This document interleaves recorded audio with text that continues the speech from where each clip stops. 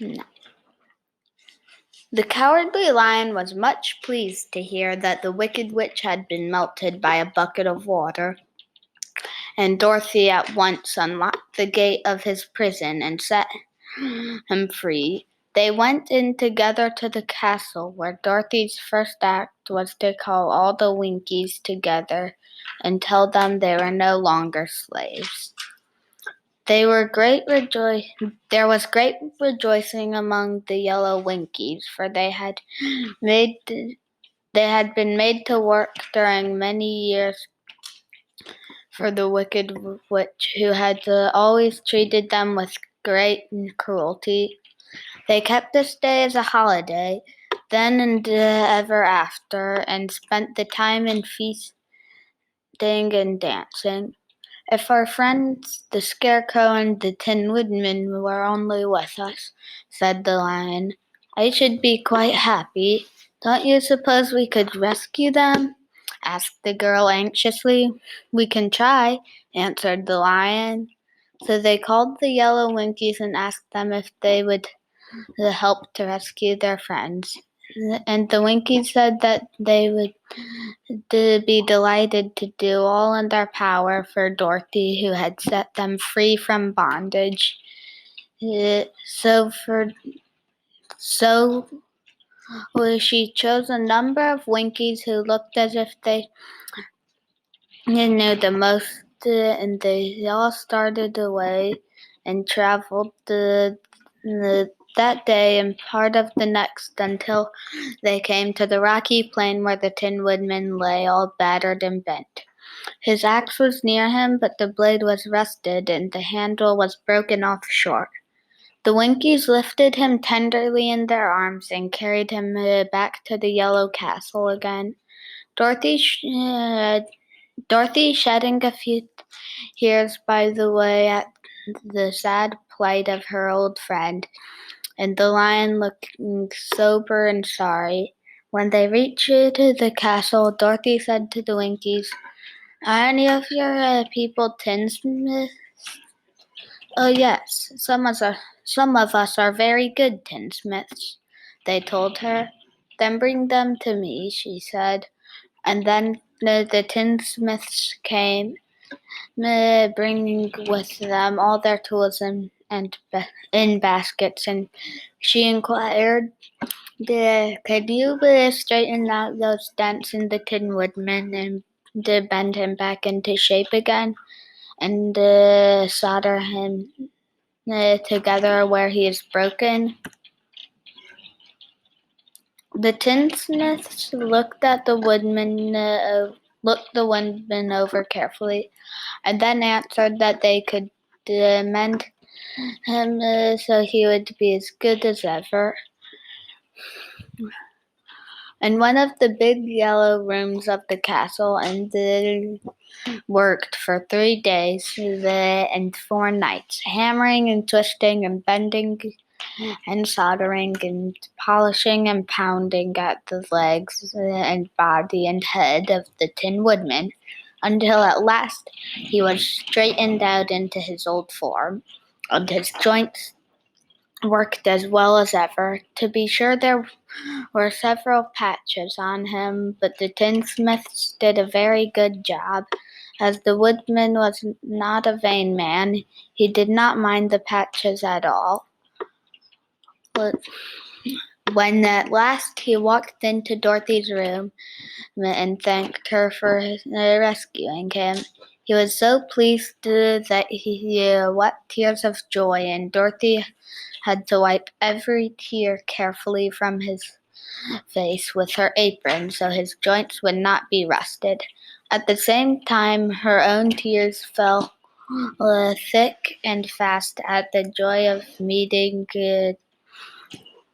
her old friend again, and these tears did not need to be wiped away. As for the Lion, he wiped his eyes so often with the tip of his tail that it became quite wet, and he was obliged to go out into the courtyard and to hold it in the sun until it dried.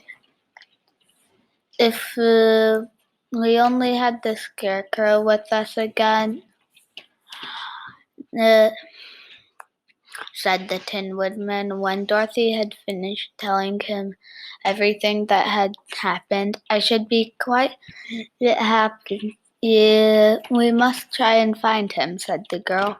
So she called the Winkies to help her, and they walked all that day and part of the next until they came to the tall trees and the branches of which the winged monkeys had tossed the Scarecrow's clothes. It was a very tall tree, and the trunk was so smooth that no one could climb it. But the Woodman said at once, "I'll chop it down, then we can get the Scarecrow's clothes." Now, while the tinsmith had been at work mending the Woodman himself, another of the Winkies, who was a goldsmith, made him an axe handle of solid gold, and fitted it into the woodman's axe instead of the old broken handle. Others polished the blade until all the rust was removed, and it glistened like burnished silver. As soon as he had spoken, the Tin Woodman began to chop, and in a short time the tree fell over with a crash. When the Scarecrow's clothes fell out of the branches and rolled off on the ground, Dorothy picked them up and had the Winkies carry them back to the castle, where they were stuffed with nice clean straw. And behold, here was the Scarecrow, as good as ever, thanking them over and over again for saving him. Now that they were reunited, Dorothy and her friends spent a few happy days at the Yellow Castle, where they found everything they needed to make them comfortable. But one day the girl thought of Aunt Em and said, "We must go back to Oz and claim his promise." "Yes," said the Woodman, "at last I shall get my heart, and I shall get my brains," added the Scarecrow joyfully. "And I shall get my courage," said the Lion thoughtfully. "And I shall get back to Kansas," cried Dorothy, clapping her hands. "Oh, let us start for the Emerald City tomorrow." Uh, this they decided to do. The next day they called the Winkies together and bade them goodbye. The Winkies were sorry to have them go, and they had grown so fond of the Tin Woodman that they begged him to stay and rule over them in the yellow land of the West. Finding they were determined to go, the Winkies gave Toto and the Lion each a golden collar, and to Dorothy they presented a beautiful bracelet studded with diamonds. And to the Scarecrow they gave a gold-headed walking stick to keep him from stumbling. And the Tin Woodman they offered a silver oil can inlaid with gold and set with precious jewels. Every one of the travelers made the Winkies a pretty speech in return, and all shook hands with them until their arms ached. Dorothy went to the witch's cupboard to fill her basket with food for the journey, and there she saw the golden cap. She tried it on her own head and found that it fitted exactly.